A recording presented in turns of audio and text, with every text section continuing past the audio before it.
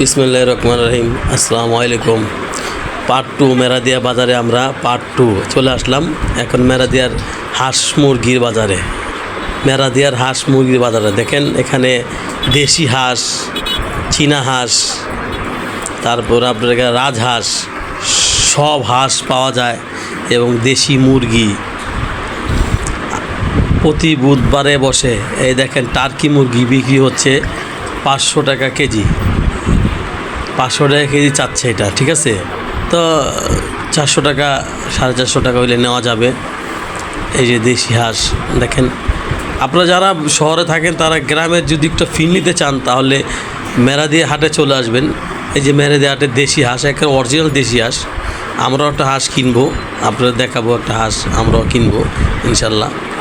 এই যে এখানে আছে চীনা হাঁস, টার্কি মুরগি দেখেন। চীনা হাঁসগুলো অনেক বড় বড় এবং এগুলো পালন করা। হ্যাঁ, আর এই আমরা একটা হাঁস কিনে ফেললাম। এই যে আলিফ হাসতেছে, হাঁসটা কিনছি মাত্র 450 টাকা দিয়ে, দেশি হাঁস।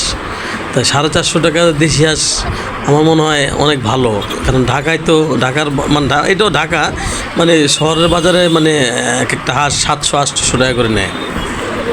আজকের ভিডিও এতটুকুই, আর বেশি ভিডিও লম্বা করব না। আপনাদের যদি ভিডিও ভালো লাগে শেয়ার, লাইক, কমেন্ট দিয়ে আমাদের